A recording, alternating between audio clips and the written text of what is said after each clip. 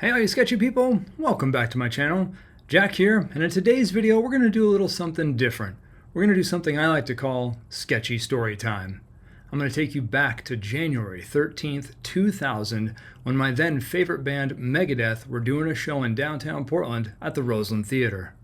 Local radio station KUFO was running a contest to win backstage passes, and this story starts there, because I'm going to tell you how I won those passes to meet my favorite band and how things got a little sketchy backstage. So without further ado, let's get to Sketchy Story Time. As a teenager, I was obsessed with Megadeth. I was also a young guitar player and doing everything in my power to mold my style after the band.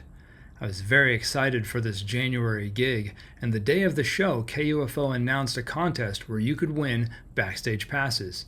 The contest was, they played 3 Megadeth songs at the same time, and you just had to figure out which 3 songs those were. You call in, and you win. KUFO with the Howard Stern Show mornings and the most continuous rock right now. 101 KUFO. Bring the Dog-Faced Boys Pork Shop still haven't found a winner on the Megadeth mess. I think they're easy. Now, I put them together, and I guess because I made it, I know the songs. That might be helping me. Yeah, I would say so. They can have a big part to do with it, yeah. All right, numbers are 228-4101 or 1-800-344-KUFO. If you know all 3 songs in the Megadeth mess, take a listen.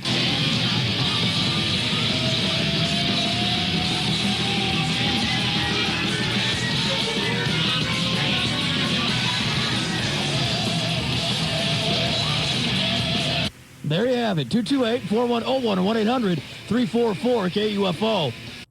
Ah, the days of FM radio and a tape deck.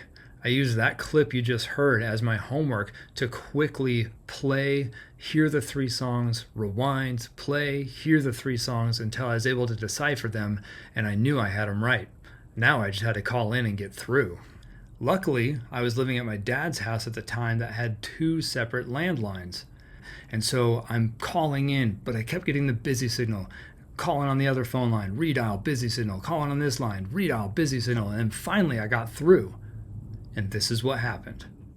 KUFO, do you know all 3 songs in the Megadeth mess? Oh, yeah, I got it right here, man. All right, let's see. We got Angry Again. All right. Use the Man. Yeah! And Sweating. Yeah! Woo! What's your name? I'm Jack. Is your last name Meoff? Oh, good one. I know.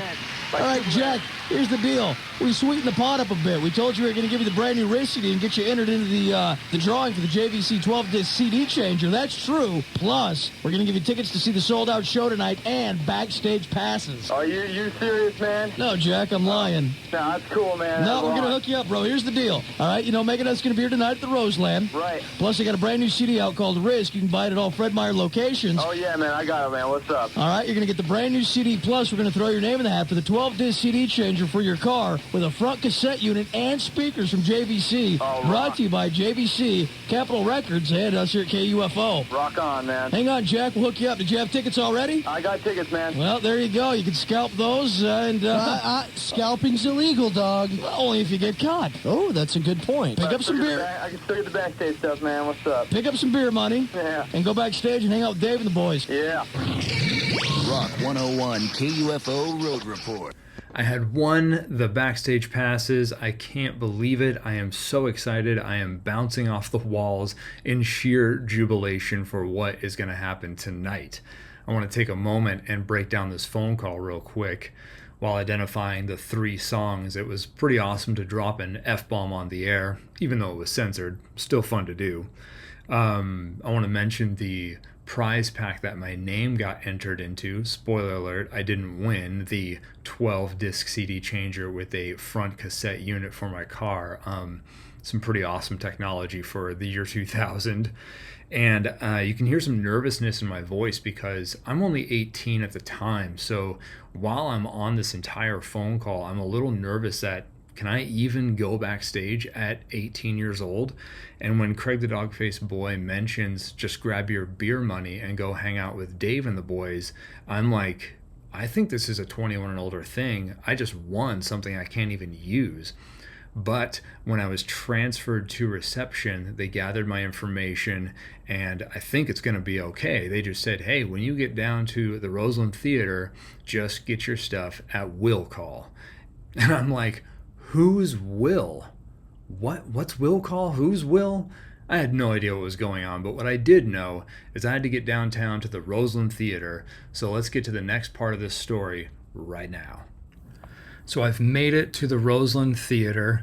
Luckily, I didn't have to find out who Will was. I learned quickly what will call was, and I was very fortunate to learn that I didn't have to be 21 or older to go meet Megadeth. A small group of us fans were then led down these stairs and into the basement of the Roseland Theater, which is actually the backstage area. We nervously awaited the band's arrival, and the first band members to emerge were guitarist Marty Friedman, bass player David Ellefson, and the new drummer Jimmy DeGrasso. I was very excited to meet one of my guitar idols, Marty Friedman. This was his second to the last gig with the band. Their next night in Seattle would be his last gig. So I was very fortunate to meet Marty, and he signed my backstage pass. I then made my way over to Jimmy DeGrasso, and we struck up a quick conversation about the tour, and he signed my concert ticket. Then I realized, it'd be kind of cool to get all 4 band members to sign my concert ticket, so I made my way back to Marty and held out my ticket, and he goes, "Oh, back for more?" And I sheepishly asked, "Will you sign my ticket?" And he did, which was nice. I then made my way over to David Ellefson, who was reading something about James and the Giant Peach. I asked him, "What bass are you using on this tour?" And he said, "I'm using my Jackson 5-string. David then signed my ticket, and all I needed now was Dave Mustaine's autograph, and I'd have all 4 signatures on my concert ticket. For those of you who don't know, Dave Mustaine used to be in the band Metallica.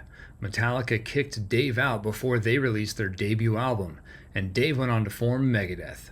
Get it? Got it? Good. Dave Mustaine finally made it to the backstage area and was quickly surrounded by us fans eager to meet him. I was wearing my Black Belt Club t-shirt because I saw Dave wearing the same shirt in an interview once, and I knew we had some martial arts common ground as well as heavy metal. Alas, it's my turn to meet my idol, Dave Mustaine. We introduced each other and shake hands, and before I could ask any questions, he looks up at me and goes, "I'm disappointed in your handshake. I thought you were going to shake it in the traditional Taekwondo way." I was shell-shocked. In my brain, I'm going, why would I do that? We're not in a dojo. We are in a heavy metal backstage meet and greet. But I collect myself and we re-shake hands in the traditional Taekwondo way. I never would have thought in a million years that my musical idol would be disappointed in my handshake. Luckily, going into this encounter, I knew that Dave was, well, Dave, and not to get my hopes up or set any expectations. I then ask, "Where's Vic Rattlehead?" "Oh, he's there. He's on the Rat Trap." Vic Rattlehead is the band's mascot that adorned many of their album covers. But at the time of Risk's release, Vic hadn't been seen on an album cover in quite some time. The Rat Trap Dave is referring to was an image on the inner CD booklet. Vic Rattlehead is featured on the Rat Trap, but it's definitely obscured and not front and center. Maybe Dave was disappointed in my handshake, but impressed by my admiration of Vic Rattlehead, as Vic would return on the album cover for their next release, The World Needs a Hero. Dave then signed my ticket and said, "Maybe you'll open your own dojo someday." Well, at least I know I got the handshake down. Would I have liked my interaction with my musical idol, Dave Mustaine, to have gone differently? Perhaps. I can't control what others do, but I can control how I react. And my reaction is, I like the weird. I like the unexpected. And that's what this moment was. Sometimes it's the weird and the unexpected that galvanize the best memories. I want to talk real quick of Megadeth's 8th studio album, Risk. This was released on August 31st, 1999.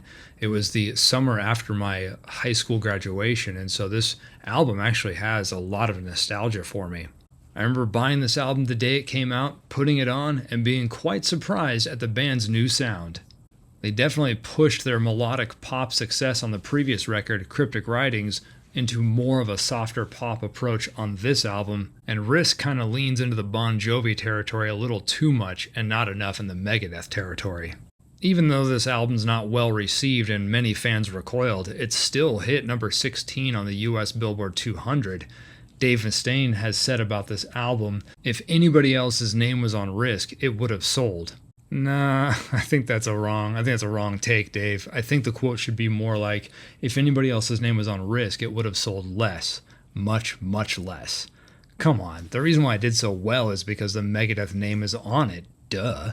But with all kidding aside, I still think there's some good songs on Risk. I think the band does a really good job of this darker, stripped-down approach, especially on songs like Insomnia, Prince of Darkness, The Doctor is Calling, and Time the End. But there's just too much of this FM pop fluff on this record with songs like Breadline, I'll Be There, Ecstasy, and even Crush 'Em. You know, this album is divided, it's scatterbrained, and it's really an identity crisis. Risk is what I like to call the end of Act 2. Act 1 being the first 4 albums of the band, their thrash metal years, and Act 2, the next 4 albums, are more their melodic metal years. Risk is the last album of true artistic growth. They took it as far as they could in this direction. After this album, you can hear a tone shift back to the song stylings that made them famous. Yeah, they've got albums to sell, they've got fans to please, so it makes sense that they return to their more classic thrash metal roots. But Risk, for better or for worse, was the last time that they pushed the envelope this hard in artistic discovery. Do me a favor, comment down below and let me know if you've got any idol interactions of your own. Thank you so much for watching this edition of Sketchy Story Time, Megadeth style. If I haven't drawn you yet, stay your true, lovely, sketchy selves because you could be next. See ya. Whoa. Don't be nervous, son. Just slow down. It's supposed to sound that way. Yeah, sure it is.